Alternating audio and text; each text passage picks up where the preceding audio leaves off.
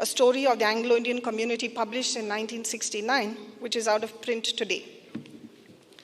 Today, I wish to on the importance of reservations, to endorse the preamble of our Constitution to justify to all its citizens justice, liberty, equality, fraternity, and the unity and integrity of the nation. I will just focus on justice and equality, which are like conjoined twins, both interlinked for survival, wherein social, economic, and political justice cannot be achieved without equality of status and of opportunity. Hence, reservations facilitate deliverance of social equality and social justice to marginalized sections of society. The reasons I picked these two topics to re-emphasize is the fact that Dr. Ambedkar wrote this constitution with specific protection for minorities, and today there is a palpable fear among minorities in India which needs to be assuaged by the government. An interesting fact to strengthen my topic of discussion that I'd like to refer to is that the father of the Indian Constitution, Dr. Ambedkar, was ready to burn the Constitution. On the 2nd of September 1953 in the Rajya Sabha, Dr. Ambedkar said, "My friends tell me that I have made the Constitution, but I'm quite prepared to say that I shall be the first person to burn it out. I do not want it. It does not suit anybody. But whatever that may be, if our people want to carry on, they must not forget that there are majorities and there are minorities. And they simply cannot ignore the minorities by saying, 'Oh no, to recognize you is to harm democracy.' I should say that the greatest harm will come by injuring the minorities. This sums up the great importance given to minorities in our sacred constitution. While I stand here in support of all minorities, including SCs, ST, Dalits, the differently able, the backward classes, there is a misconceived perception that the British got Anglo-Indians their nomination in the Lok Sabha and state legislatures before they left India. There is nothing further away from the truth than this.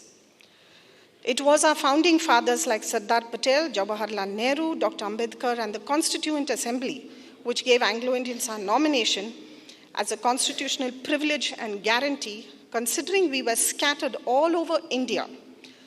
Our inability to fight elections and win, and also for the pivotal role our small community played in pre- and post-independent India in nation building, which testimony stands tall till today, be it our education system, the railways, post and telegraphs, etc. I draw the attention of this august House to recent changes made in the Constitution which adversely affects the Anglo-Indian community. Under Part 16, special provisions relating to certain classes, Article 331, 333, and 334B. We believe as a community we have been discriminated against without rhyme or reason. In light of this, I wish to educate this House on some of the facts of the vital role played by Anglo-Indians in nation building. Anglo-Indians are a race that came into existence because of circumstances and the world order that existed more than 300 years ago, with wars and conquests which seemed like a normal phenomenon in the world. History says that the East India Company was permitted by Jahangir in 1612 to erect a factory in Surat in Gujarat. This was their original headquarters. The factory in Madras was later established in 1639. The British, French, Portuguese all came to India at that time for trade purposes. The beginnings of the community date back to the 17th century. The East India Company with British and European men marrying Indian women. Every Anglo-Indian has an inalienable Indian birthright. Because to be called an Anglo-Indian, you must be born in India. And this will forever be the motherland of the Anglo-Indian community. wherever in the world we may go. I'm once again very proud to quote Mr. Neil O'Brien, our ex-MP and President-in-Chief of the All India Anglo-Indian Association, where he said, "We are the only community in this country to have Indian attached to our name. One is called a Kashmiri, a Kannadiga, a Maharashtrian, a Bengali. But we are very proud of that fact, that we have Indian attached to our name." Anglo-Indian. By the beginning of the 18th century, the East India regime began to acquire the trappings of a colonial government. By this time, the Anglo-Indians had forged for themselves a position of respect in the administration. Many of them had literally fought their way by capacity, work, and character to the highest level and military positions in the country. They were treated by the population not only with respect, but with deference. By that time, they had become perhaps the most wealthy and influential community in India. There was no discrimination, either social, economical, or racial. Then the shareholders of the East India Company feared that the Indian soldiers, led by Anglo-Indian officers, might emulate the story of what happened in Haiti and drive the British out of India. Here started discrimination, first targeting Anglo-Indians from proceeding to England to study. In 1792, a gazette was published in Calcutta, placing a blanket embargo on Anglo-Indians entering the official cadres of civil and military service. This policy was immediately implemented, and Anglo-Indians were discharged en masse from official positions in the civil services and the army. In the words of Herbert Stark, within a brief period of 10 years, the community between 1786 and 1795, based on the standing orders of the East India Company, Anglo-Indians had been reduced to a status of a proscribed and downtrodden race. In 1808, all Anglo-Indians were discharged from the army. Thereafter, a dense, impregnable wall of social and economic discrimination was drawn around the Anglo-Indians. As a community, we were deliberately oppressed and went into being a community struggling to survive. Our leaders like Sir Henry Gidney and Frank Anthony took up the cause of the community and fought relentlessly to protect us and our identity. With the support of the Government of India, embracing the community for its stellar role in nation building, we were given the privilege of several reservations. In turn, we gave back our best to this country. Be it the railways, where Anglo-Indian men in some instances dug tunnels with their bare hands, the apt handling of the Indian post and telegraphs, our brave and hardworking miners, our nurses, Anglo-Indian women were some of the first to go out into the world. Our Anglo-Indian women were some of the first to go out into the world to work. Our nurses were at the forefront of hospital care system, caring for every sick person, irrespective of caste, creed, or color, when untouchability was rampant in India. Our Anglo-Indian secretaries were the cogs of the wheel of several industrial houses in corporate India that kept businesses running efficiently. Without a doubt, the greatest contribution the community has made to our motherland is our education system.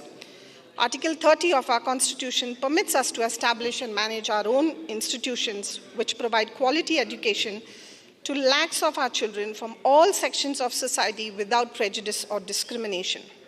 We sincerely hope that this constitutional provision for our minorities is not tampered with now. I can proudly say that Anglo-Indian schools have turned out children who go through our institutions into officers and gentlemen and women of great substance and talent. I will quickly touch on how we got our nominations, Adhyakshavare. During the framing of the Constitution, an advisory committee on minority rights was set up, which Mr. Frank Anthony was a part of.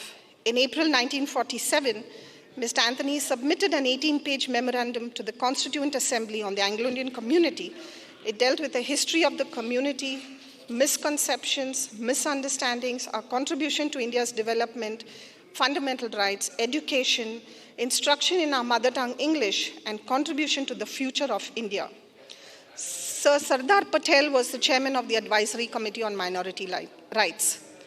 Pandit Pant proposed a formula that while there could be no specific reservation for Anglo-Indians and Parsis because they were too small in number, But where they failed Advisory Committee on Minority secure Right. representation in the legislature, the president or the governor shall have power to nominate their representatives.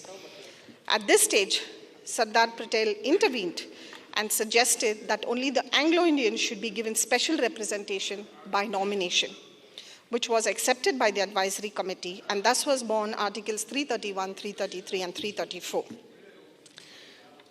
History records that the Anglo-Indians spoke in one voice, and a special subcommittee was formed, and Mr. Anthony moved a resolution stated, owing to the complete dependence of the economy of the Anglo-Indian community on their position in certain services and their existing education facilities, a subcommittee consisting of the following members report on the matters.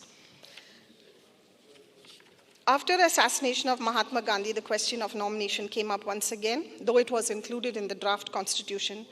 Mr. Anthony then approached Jawaharlal Nehru and Sardar Patel on the matter that was raised in the Advisory Committee on Minority Rights.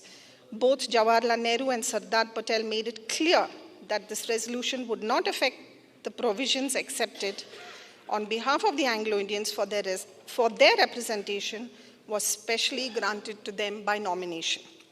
Coming back from 1948 to 2000.